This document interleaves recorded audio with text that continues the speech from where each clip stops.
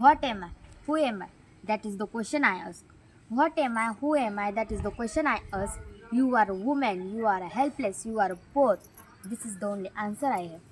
As I grew up, I became familiar with the customs of a society. I found the answer to this question within me. I am not a poor, I am not a helpless, I am the blazing spark. I am not a poor, I am not a helpless, I am the blazing spark. Don't tease me, you will get a burn. Because I am Durga and Kali. Because I am Durga and Kali.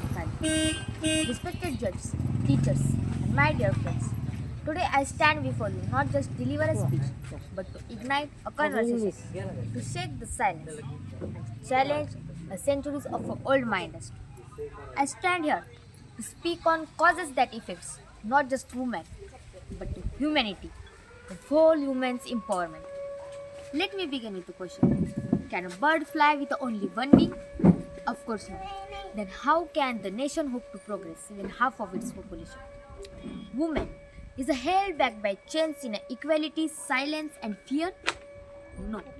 Women empowerment is not just a favor. It is not a charity. It is a right, a revolution.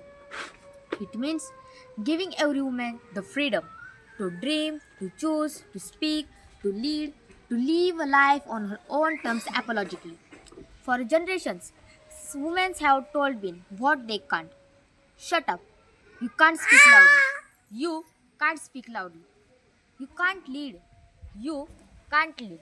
Hey, you can't work late. You can't work late. You can't wear this. You can't wear this. Go there. Do that. But let me tell you something today. Women can, women have, women will. From Rani Lakshmibai, who fearlessly led to her army, to Kalpana Chawla, who soared beyond the skies and who touched the stars. From Malala Yousafzai, who risked her life to right to the education. To Mary Kom, who punched way to global glory.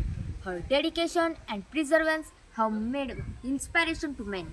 And yet, despite the victories, we cannot ignore the harsh reality. It means every woman, we recognize every woman, not just someone's daughter, sister, mother, or wife, but for an individual, the force of a nature. Even today, millions of girls are denied education. Even today, women are judged more by their appearance than their intelligence. Even today, women are paid less for doing the same work. Even today, too many suffer in silence, victims of violence, social pressure, and discrimination. So, in this the world, we want to live in a world where women, where every girl is taught to shrink themselves to make others feel comfortable. A world where girls are taught to shrink themselves to others feel comfortable. A world where woman honor is more important than her dream. A world where women empowerment is more important than her dreams. A world where strength in a man praised, but strength in a woman is fear. No, this must change, and it must change now. Empowering women doesn't mean taking power away from them. It means creating a balance, a fair system. Everyone has equal chances to speak, to grow, to live. So, how can we do? Educate everyone. Because education is not just right, it is a power, it is a freedom. Raise boys who respect, not a control. Boys who see women as equal, not a competitors. Break the silence. Speak out against injustice, even if your voice shakes. Challenge the old mindset. Question the stereotypes. Dismantle the patriarchy. Destroy the box that tells women who can be or cannot be.